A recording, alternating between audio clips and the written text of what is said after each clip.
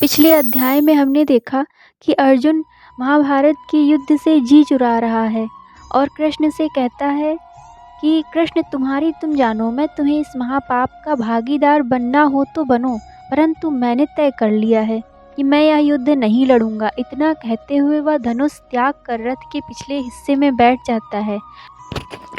जय श्री कृष्णा दोस्तों, स्वागत है आपका अपने channel study with spiritual vibes में। तो दोस्तों, अब अगर आपको वीडियो पसंद आ रहा है तो चैनल को लाइक और सब्सक्राइब ज़रूर करें और सपोर्ट करें। और अगर आपको वीडियो पसंद आ रहा है तो अपने प्रियजनों को, कम से कम 2 लोगों को ये वीडियो शेयर ज़रूर करें दोस्तों। तो आगे शुरू करते हैं। तो निश्चित ही इतने प्रभावी तथा भ्रमित कर देने वाले वक्तव्य को देखकर उसने अपेक्षा करी होगी। यहाँ पे अर्जुन की बात हो रही है कि कृष्ण कहेंगे कि वाह अर्जुन, तुमने तो मेरी आंखें ही खोल दी, तुमने तो वाकई मुझे महापाप से बचा लिया। लेकिन कृष्ण साइकोलॉजी के सरताज हैं, उन्होंने तो पहले वाक्य से ही ताड़ लिया था कि अर्जुन भयभीत हो चुका है। यूं भी परिवर्तन का नियम कहता है कि परिवर्तन आना होता है तो तभी आ जाता है जब बाधा पहुंचती है। यह नहीं होता कि ब्रेक आज लगाओ व गाड़ी कल रुके। गाड़ी को रुकना होता है तो ब्रेक लगते ही रुक जाती है। वैसे ही शास्त्र अर्जुन ने आज नहीं पढ़े हैं, उनका कुछ असर अर्जुन पर होना होता तो उस समय ही हो चुका होता। वैसे ही कौरव भाई हैं, यह भी अर्जुन बचपन से जानता है, सो उनका भी कोई असर होना होता तो कब का हो चुका होता। आज के व्यवधान की वजह निश्चित ही कुछ और है, और प्रमुख तौर पर वह एक ही है कि कौरवों की विशाल सेना से जीतना उसे असंभव नज़र आ रहा है। और आप लोग भी डे टू डे साइकोलॉजी पे गौर कर लेना। आदमी को शत्रु पर प्रेम तभी उमड़ता है जब वह उससे ज़्यादा शक्तिशाली दिखाई देने लगता है। धर्म के ऊंचे ऊंचे सिद्धांतों का सहारा मनुष्य तभी लेता है जब जीवन में कुछ थपेड़े खाता है, क्योंकि यहाँ कोई यह स्वीकारने को तैयार ही नहीं है कि वह हार गया है या डर गया है। हर कोई यहाँ अपनी हार को 24 घंटे ऊंचे विचारों में ही पिरोता रहता है, क्योंकि यहाँ हर किसी को बर्बादी का इतना डर नहीं होता जितना उसकी चर्चा फैल जाने का होता है। और यही तो आपकी लाडली भगवत गीता का महत्व है। यह डे टू डे साइकोलॉजी से प्रारंभ होकर बात ही बात में सत्य की सारी गहराइयाँ छूती चली जाती है। अभी तो महत्वपूर्ण यह है कि अर्जुन ने युद्ध से इनकार करके यदि कृष्ण को आश्चर्य में डाला, तो कृष्ण ने भी अर्जुन की बातों से प्रभावित न होकर अर्जुन को आश्चर्य में डाल दिया।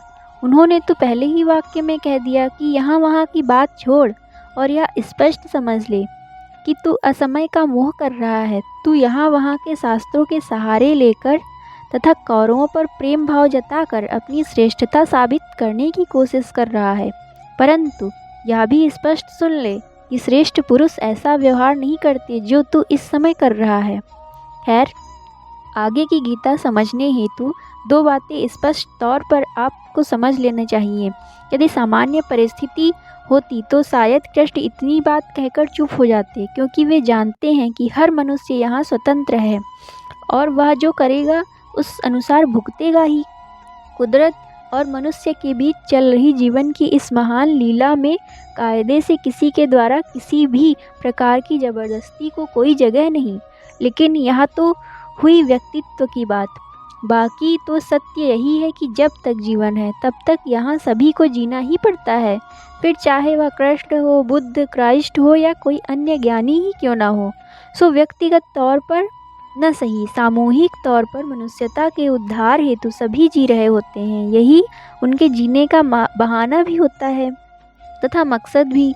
और इस क्षण कृष्ण भी मनुष्यता के सामूहिक उद्धार हेतु अर्जुन को युद्ध करने के लिए राजी करने के कर्म से बंध गए हैं, क्योंकि अर्जुन नहीं करेगा तो कौरवों की जीत तय हो जाएगी, और ऐसा होगा तो इतिहास में एक गलत उदाहरण पेश होगा। फिर तो आने वाले युगों में स्त्रियों की मर्यादा को और भी बेशर्मी के साथ तथा बिना किसी भय के दांव पर लगाया जाएगा। अब युद्ध तो अटल हो ही चुका है, जान माल की जो हानि होनी है वह तो होनी ही है। ऐसे में पांडवों का जीतना ज़्यादा बेहतर है। कम से कम इससे आने वाले युगों में दुष्टताएं करने से पूर्व मनुष्य सोचेगा तो सही। कौरवों का अंजाम देखकर वह दुष्टताओं से बचेगा तो सही, वरना तो जब तक युद्ध टाले न जाने की संभावना थी तब तक कृष्ण ने इसे टालने के अथक प्रयास किए ही थे। अपने जीवन के 20 वर्ष उन्होंने सिर्फ इस प्रयास में बिताए थे कि किसी तरह से कौरव व पांडवों में युद्ध टले। सो यहाँ मेहरबानी कर यह कतई मत समझ लेना कि अर्जुन कृष्ण के रिश्तेदार हैं या वे कृष्ण के मित्र हैं इसलिए कृष्ण चाहते हैं कि पांडव जीतें। नहीं, ऐसा बिल्कुल नहीं है, क्योंकि दुर्योधन भी कृष्ण का रिश्तेदार है, वह भी कृष्ण का समधी ही है। अतः कृष्ण को रिश्ते के किसी पल्ले में बांध कर न देखें, वरना बड़ी गड़बड़ हो जाएगी। आप गीता का मर्म ही नहीं समझ पाएंगे। गीता में पहले ही कह चुकी हूँ कि कृष्ण, अर्जुन व महाभारत गीता के होने का आधार हैं। अतः गीता को समझने ही तो इन तीनों को समझना बहुत बहुत ज़रूरी है।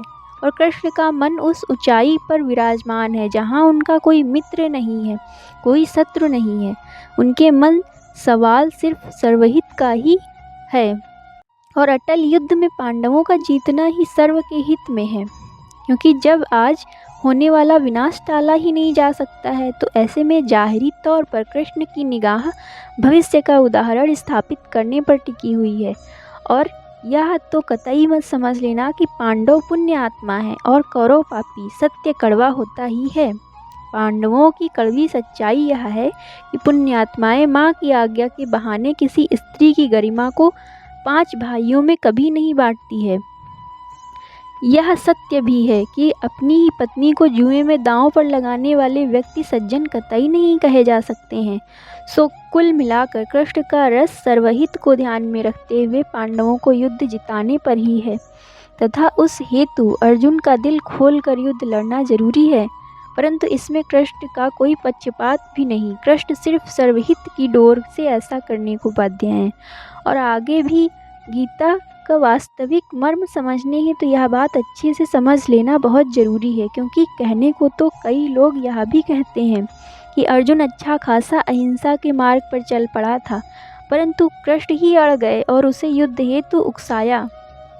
तो कृष्ण की कोई ऐसी जरूरियात इच्छा नहीं थी। युद्ध कल भी अर्जुन चाहता था और आज भी अर्जुन ही चाहता है। कृष्ण तो कल भी सर्वहित हेतु इस महाभारत युद्ध को टालने के लिए प्रयासरत थे और आज भी सर्वहित का ध्यान रखते हुए अर्जुन को युद्ध करने हेतु समझाने को बाध्य हैं। वरना तो कृष्ण हमेशा से 2 सेनाओं के युद्ध के खिलाफ ही रहे हैं। उन्होंने 2 सेनाओं के युद्ध के बजाय हमेशा सीधे फसाद की जड़ पर ही सीधा प्रहार किया है और इसी श्रृंखला में उन्होंने अनेक पापियों का वध किया है। लेकिन इस प्रक्रिया में कभी किसी निर्दोष को नुकसान नहीं पहुंचा। ऐसे करुणावान कृष्ण पर हिंसा करने का आरोप लगाना मनुष्य के अज्ञान को दर्शाता है। जबकि सत्य यह है कि कृष्ण से ज़्यादा करुणावान इतिहास में कभी कोई पैदा ही नहीं हुआ है। और महत्वपूर्ण यह कि गीता के जन्मदाता ही करुणा के शिखर पर बैठे हुए हैं, तो भगवत गीता भी करुणा से ओतप्रोत होनी ही है। सो निश्चित ही ये सब बातें मैं आपसे करुणावश ही कह रही हूँ ताकि आप मेरा सही मर्म समझ सकें। क्योंकि आपके उद्धार हेतु आपके लिए कृष्ण को पूरी तरह से समझना कितना ज़रूरी है और यह गीता से ज़्यादा कौन समझ सकता है। खैर, 100 बातों की एक बात यह समझ लें कि इस समय कृष्ण की पूरी चेतना अर्जुन को युद्ध करने हेतु राजी करने में लगी हुई है। और यह कब संभव है? जब वे अर्जुन के युद्ध से इनकार करने के तीनों कारणों को अस्तित्वहीन कर दें। और वे कौन कौन से 3 कारण हैं, जरा याद करो। सबसे पहली बात तो यह कि वह युद्ध से भागने हेतु शास्त्रों में वर्णित पाप पुण्यों का सहारा ले रहा है।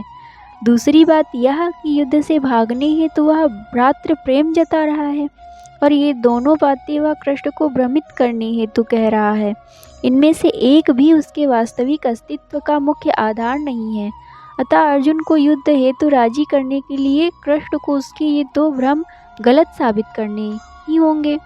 यानी पहले तो कृष्ण को अर्जुन के शास्त्र ज्ञान की निरर्थकता साबित करनी पड़ेगी, तभी उसके शास्त्रों की बातों के सहारे युद्ध से भागने के द्वार बंद हो सकते हैं। वैसे ही कृष्ण को उसके कौरव प्रेम को भी मोह साबित करना पड़ेगा, तभी उसके भ्रातृ प्रेम के सहारे युद्ध से भागने की बात पर भी पूर्ण विराम लगाया जा सकता है।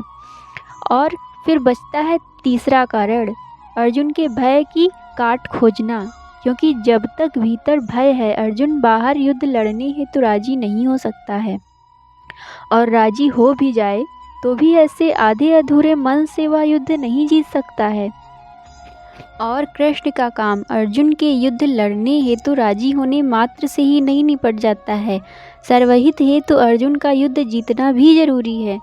कुल मिलाकर कहूँ तो कृष्ण इस समय सर्वहित हेतु पांडवों को युद्ध जिताने को कटिबद्ध हैं, तथा यह तभी संभव है जब अर्जुन पूरे विश्वास से दिल खोल कर युद्ध करे, और उस हेतु कृष्ण के लिए 3 बातें जरूरी हैं।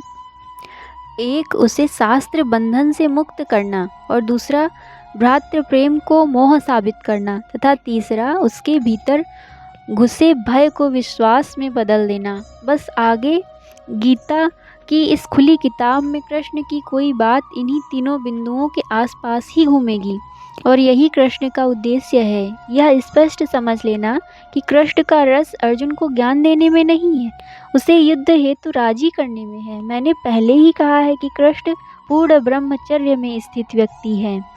प्रकृति की इस महान लीला में वे रत्ती भर दखलंदाजी नहीं करते हैं। इसी कारण ज्ञानी लोग उन्हें एकमात्र पूर्ण अवतार भी कहते हैं। अतः कृष्ण अर्जुन को ज्ञान देना चाहते हैं, ऐसा कभी मत समझ लेना, वरना ऐसा सोचकर आप कृष्ण को तो छोटा ही करेंगे, साथ ही गीता का वास्तविक मर्म समझने से भी वंचित रह जाएंगे। खैर, हम वापस कृष्ण के कहे पहले वाक्य पर लौट आते हैं, और वे अपने पहले वाक्य में क्या कहते हैं। वे कहते हैं कि हे अर्जुन, तुझे असमय यह मोह किस हेतु से प्राप्त हुआ है, यानी भ्रातृ प्रेम पर प्रहार करते हैं। कह रहे हैं कि यह कोई समय है भ्रातृ प्रेम जताने का।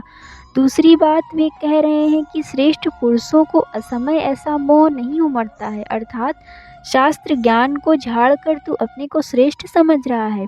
परंतु समझ ले कि शास्त्रों की दुहाई देने से कोई श्रेष्ठ नहीं हो जाता है। वास्तविकता तो यह है कि श्रेष्ठ पुरुष समय के साथ बहते हैं। और फिर तीसरी बात, कृष्ण कहते हैं कि तेरा ऐसा मोह कीर्ति देने वाला नहीं है। कृष्ण का कहा यह वाक्य अच्छे से समझ लेना। कृष्ण यहाँ अर्जुन की कीर्ति को उसके भय की काट के तौर पर इस्तेमाल कर रहे हैं। यहाँ यह समझ लो कि साइकोलॉजिकली भय को दूर करने के 2 ही उपाय हैं। एक है तगड़ा आश्वासन देना, और दूसरा है कोई उससे भी बड़ा भय पकड़ा देना। यदि भय को काटने हेतु लंबा समय हो तो आश्वासन काम कर जाता है, परंतु समय ना हो और भय को तत्काल दूर करना जरूरी हो तो फिर एक ही उपाय बचता है कि आनन फानन में कोई नया भय पकड़ा दिया जाए। और चूंकि अर्जुन एक ख्यात नाम पुरुष है, वीर योद्धा के रूप में उसकी पहचान है, तो कृष्ण यहाँ उसे उसी कीर्ति का भय पकड़ा रहे हैं, उसे याद दिला रहे हैं कि तू कितना ख्यातनाम तीरंदाज है। ऐसे में युद्ध से भागेगा तो तेरी कीर्ति पर कलंक लग जाएगा। यानी कृष्ण पहले से ही वाक्य में उसे युद्ध से भागने की तीनों जड़ों पर कड़ा प्रहार करते हैं। तभी तो कह रही थी कि कृष्ण साइकोलॉजी के सरताज हैं, उन्हें कोई भ्रमित नहीं कर सकता है। खैर, जब इतना समझा है तो डे टू डे जीवन में साइकोलॉजी का क्या अर्थ होता है यह भी समझ लो।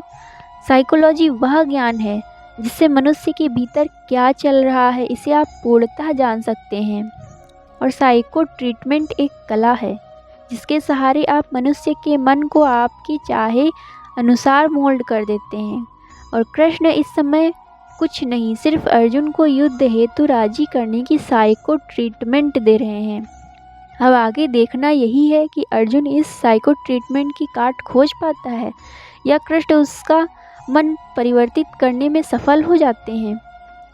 यहाँ यह भी समझ लेना कि आगे का सब कुछ अर्जुन के भय की गहराई पर ही निर्भर है, क्योंकि भय ही उसके युद्ध से इनकार की मूल जड़ है। शास्त्र ज्ञान और भ्रातृ प्रेम का सहारा तो वह अपने भय को छिपाने हेतु ले रहा है, सो भय के हटते ही वह यह दोनों सहारे स्वतः ही छोड़ देगा। वहीं यह भी संभव है कि कृष्ण द्वारा लगातार भ्रातृ प्रेम व शास्त्र ज्ञान पर प्रहार किए जाने पर उसका भय कमजोर हो जाए। कुल मिलाकर कहने का तात्पर्य यह है कि अर्जुन को युद्ध हेतु राजी करने के लिए कृष्ण को लगातार युद्ध में इनकार के तीनों कारणों पर प्रहार करने ही होंगे। पता नहीं कब कौन सी चीज़ असर कर जाए और अर्जुन युद्ध करने हेतु राजी हो जाए। तो दोस्तों, गीता के इस अध्याय में आपने देखा कि अर्जुन युद्ध न करने के लिए श्री कृष्ण से अनेकों तर्क पे तर्क दिए जा रहा है। तो दूसरी ओर श्री कृष्ण भी महाभारत में इतिहास को साबित करने के लिए कि पांडवों की जीत हो और कौरवों की हार हो, इसलिए कृष्ण भी बहुत ही प्रयासरत हैं। तो उन्होंने इसके लिए 3 बातों को ज़रूरी समझा। वो 3 बातें थी। एक, शास्त्र बंधन से मुक्त करना, जो कि अर्जुन जो है अनेकों शास्त्रों का तर्क देकर युद्ध ना करने के लिए बता रहा था, तो उसे शास्त्र बंधन से मुक्त करना बहुत ज़रूरी था। और दूसरा था भ्रातृ प्रेम को मोह साबित करना, क्योंकि वह भ्रातृ प्रेम कौरवों को अपना भाई कहकर युद्ध को टाल रहा था, तो उस भ्रातृ प्रेम को मोह साबित करना यह भी ज़रूरी था। तथा तीसरा था उसके भीतर घुसे भय को विश्वास में बदल देना। तो ये 3 बातें थी जो कृष्ण ने बहुत ही कोशिश किया, जोर दिया कि अर्जुन इन बातों पर खरा उतरे। तो दोस्तों, अब आगे की वीडियो में हम ये सीखेंगे कि आगे कृष्ण क्या करते हैं और महाभारत के आगे के अध्याय में क्या होता है। तो बने रहें दोस्तों, और वीडियो को पूरा देखने के लिए आपका धन्यवाद। तो इस नए चैनल को सब्सक्राइब करके अपना समर्थन दें। धन्यवाद दोस्तों। जय श्री कृष्णा।